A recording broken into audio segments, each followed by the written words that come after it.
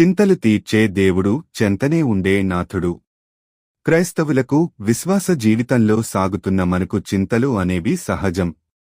శ్రమలు, శోధనలు వచ్చినప్పుడు చింత పడుతుంటాము. చింత అనగా బాధ, తీవ్ర ఆలోచన, భయం, ఆందోళన, దిగులు ఇలాంటివి అన్నీ చింతల క్రిందికి వస్తాయి. అయితే చింతలు వ్యక్తిగతంగా ఉండొచ్చు, కుటుంబ పరంగా రావచ్చు, సంఘంగా, సమాజంగా కూడా చింతలు కలగొచ్చు. చింతలు కలుగుతాయి, చింతల గుండా ప్రయాణము చేస్తాము అని బైబిల్ గ్రంథం సెలవిస్తోంది.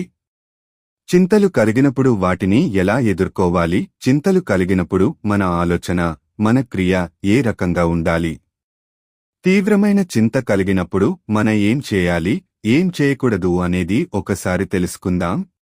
బైబిల్ గ్రంథము క్రొత్త నిబంధనలో చింత గూర్చి 3 వ్యక్తులు ప్రస్తావించారు. ప్రస్తావించడమే కాదు, మనము పడే చింతలకు సొల్యూషన్ కూడా చెప్పారు. అపోస్తలుడైన పౌలుగారు తాను వ్రాసిన ఫిలిప్పీ పత్రికలో దేని గూర్చి చింత పడొద్దు అని చెబుతున్నాడు. చింతించే పరిస్థితి తలెత్తితే ప్రార్థన, విజ్ఞాపనలు చేయమని చెబుతున్నాడు.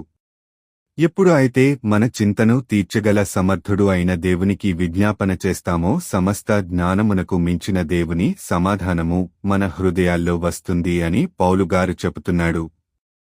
మన హృదయాల్లో దేవుని శాంతి నివసిస్తే చింతలు తోకముడుస్తాయి. పేతురు భక్తుడు కూడా ఇదే అంశాన్ని తన పత్రికలో ప్రస్తావించాడు. మన చింత యావత్తును యేసయ్య మీద వేయమంటున్నాడు. మన చింత మనం తీర్చలేని భారభరితము అయినప్పుడు దాన్ని గురించి ఆలోచించి మదనపడడంలో అర్థం లేదు. మన చింత మొత్తాన్ని దేవునికి ట్రాన్స్ఫర్ చేయాలి. ఎందుకంటే యేసయ్య మన గురించి ఆయన చింత కలిగి ఉన్నాడు. అంటే మన పట్ల దేవుడు శ్రద్ధ కలిగి ఉన్నాడు. మన గురించి కన్సర్న్ కలిగిన దేవునిపై మనకు కలిగిన సమస్య భారము మోపితే ఆయనే చూసుకుంటాడు. యేసు క్రీస్తు ప్రభువువారు కూడా చింత గూర్చి బోధించారు. మత్తయి సువార్త కొండమీది ప్రసంగంలో చింత గురించి చాలా స్పష్టమైన వివరణ ఇచ్చాడు. 6వ అధ్యాయములో దేని గూర్చి చింత పడొద్దు అంటున్నాడు. అంతేకాదు, మీలో మీరు బాధపడి చింతపడి మీరు ఏం సాధించలేరు, మీ ఎత్తును ఏమైనా పెంచుకుంటారా అని ప్రశ్నిస్తాడు. అన్యజనులు అన్నింట్లో చింత పడుతుంటారు. అన్నీ ఇవ్వగలిగి, అన్నీ చేయగల, అన్నింటిపై అధికారము గల నన్ను దేవుడిగా కొలుస్తున్న మీరు చింత పడడంలో అర్థమే లేదు అని యేసయ్య చెబుతున్నాడు. ఇంత క్లియర్గా యేసయ్య అభయమిస్తుంటే మన పరిస్థితి గురించి ఎందుకు చింత పడాలి? మన చింత అనే బంతిని దేవుని కోర్టులో వేద్దాం. ఆయనే ఆట ఆడి మనలను గెలిపిస్తాడు. గొల్యాతు ద్వారా ఇశ్రాయేలు దేశము మీదికి, ఇశ్రాయేలు సైన్యము మీదికి మరణ భయమనే చింత వచ్చిపడింది.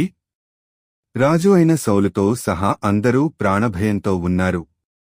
ఈ పరిస్థితిలో యవ్వనుడైన దావీదు చాలా తెలివి, వివేకము ప్రదర్శించాడు. తనకు వచ్చిన సమస్యలోకి దేవుణ్ణి లాగాడు. అంటే తన చింతను దేవునిపైన వేశాడు.